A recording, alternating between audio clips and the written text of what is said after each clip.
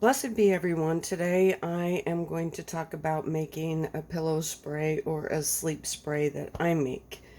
There are many, many different kinds. There are so many videos out there on different kinds. I strongly suggest you look at the ingredients, try a couple, make some small batches, and see how it works for you because everybody's going to be different. This is a spray I make for my 20-year-old son who is a pretty strong empath and sometimes has problems sleeping. I did try some other blends with him and they didn't quite work, and then this one ended up being the one that works best for him. I already have some, so I'm going to make a very small amount because it will be quite some time before I need to make this again. But because somebody asked about it, I thought I'd go ahead and show it. What I do is I make a pretty potent batch of it. This is still about half full.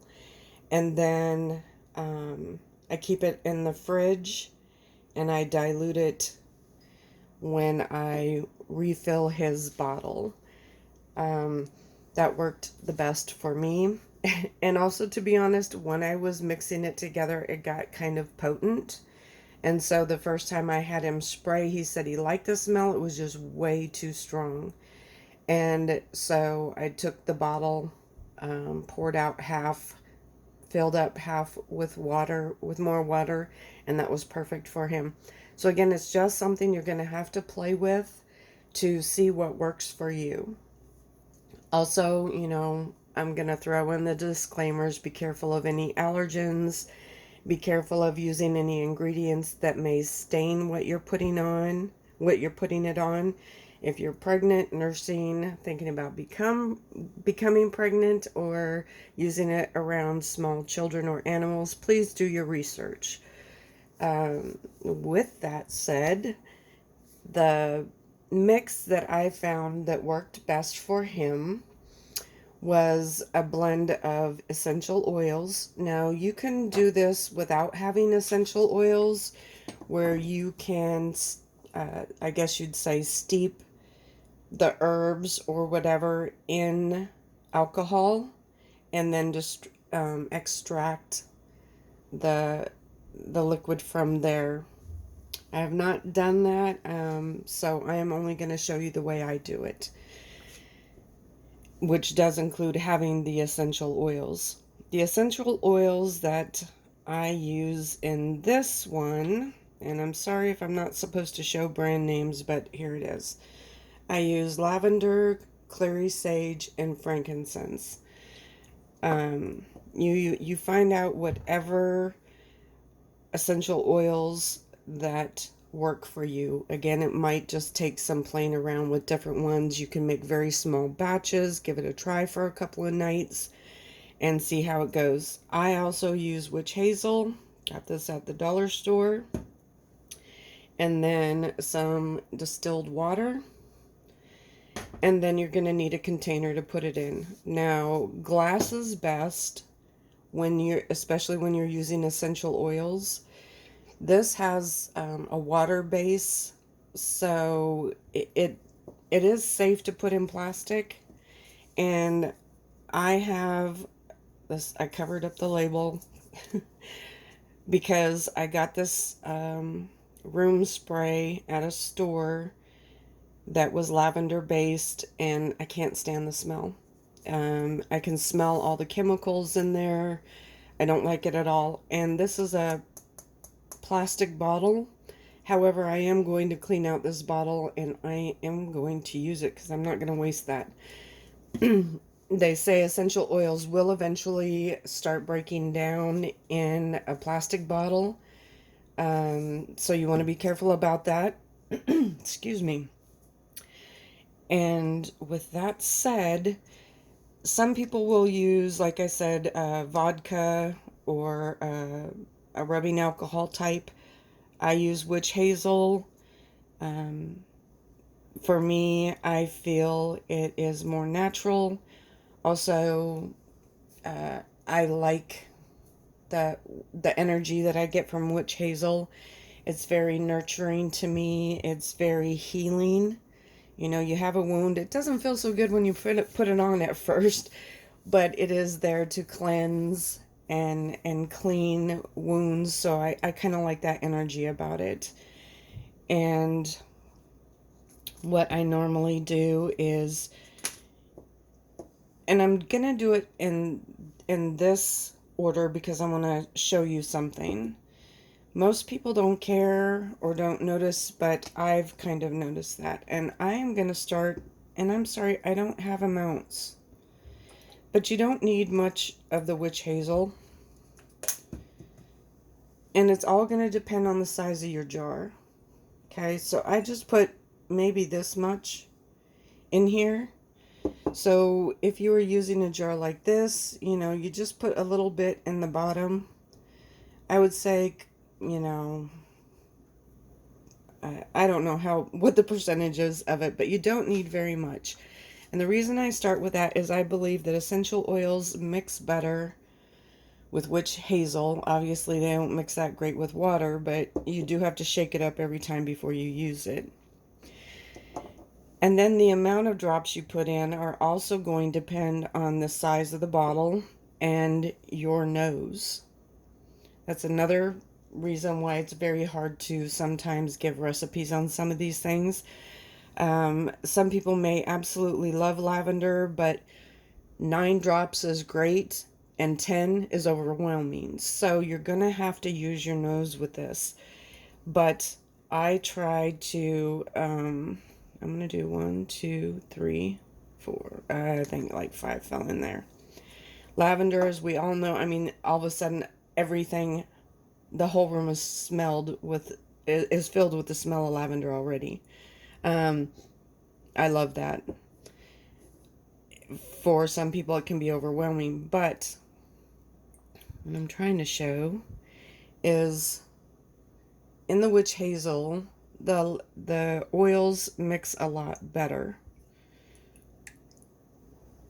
You still have to shake it up, but I've just noticed over time it does mix a lot better. And then, so the reason I add lavender is pretty well known. It's very calming, relaxing, and helps ease tension, at least for some people. If you hate the smell of lavender, it's not going to do that for you. So you have to find things that work for you and with you. The next thing I use is clary sage. And clary, did I hold that still enough? Clary sage. Clary sage is actually really good for female issues. He's not a female, but that's just a side note. But it also, when I work with it, is really good, and it does say on the label too that it helps ease sadness, and it supports a tranquil mood and promotes a calm, restful sleep. Like I said, he's a pretty strong empath, and so I thought that would really help the reason why he was having a hard time sleeping. That's another thing you have to look at. Why are you having a hard time sleeping? Are you a busy thinker? Can you not shut your mind off? Are you stressed about a particular something? Are you an empath? Those reasons are also going to help you look at what you should put into the mix. You can use this with any type of oils. Again, just watch out for allergies and all those other disclaimers I threw in there. But I'm going to put as much as I put in of the lavender. Again, lavender is the overwhelming smell. And then I just sniff. It still smells mostly of lavender. And then the last one that I use is the frankincense essential oil. And this is to move your mind into a very relaxed meditative state and a very mind clearing state. And again, because he is an empath, that seems to work very well for him. Frankincense has many other uses, especially in an oil. even as far as dementia and things like that. But for this, that's what I'm using. So what I did is I tried to create a base that is very relaxing, that's going to ease the tensions, that's going to promote calm and rest and clearing the mind, versus just trying to knock him out, if that makes sense. Um, so not only help him go to sleep, but help that sleep be restful. And I always start out with equal parts of everything. And for him, that really seemed to work. The smell is amazing. But you're going to have to play with the quantity that you use of each. If you never fill it all the way full, because then you can't change what you're doing. I would say probably go about 3/4 of the way and then smell it. Your nose and your reaction, you're gonna feel it. You're gonna feel an emotion. You're gonna gag because it's so strong, or you're gonna smell that clary sage and just cringe, or you're gonna barely get a hint of lavender. Everybody's nose is different too, and you're gonna want to adjust it to what feels right for you. So then I start to add the water, and it's distilled water.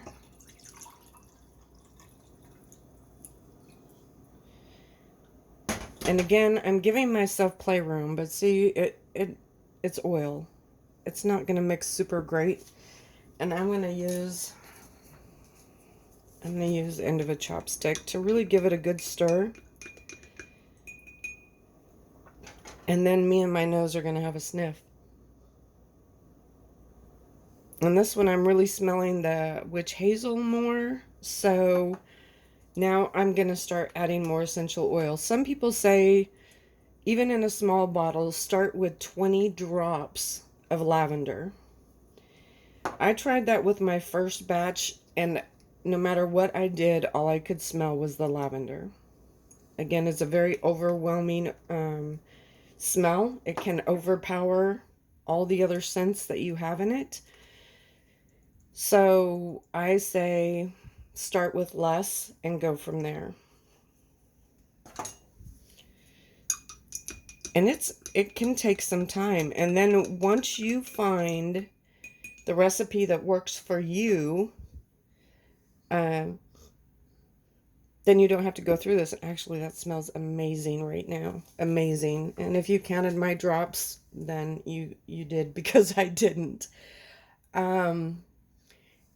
But to me, this doesn't even need to be diluted, which this that I did make is so strong, it has to be diluted. But I am going to add this to that bottle. But do I have the lid for this? I don't think I have the lid for it. Let's see. I didn't think that far in advance. But because I am who I am, being a witch, what I then do is I have my mix here. I have gone through the process with these bottles and given my intent, but because they're used for so many other things, it's a basic intent. So, have the mix here. You can see I'm going to have to give it a good shake to get those essential oils mixed in with the water and the witch hazel. Now, like with any other witchy concoction, I am going to hold this. I am going to spend my time with it. I am going to explain the intent of this. I'm not going to put my breath on it because it's not specific for me. But then what I do, and this is a very small bowl, I'll usually use a little bit bigger bowl. I just don't have one available at the moment.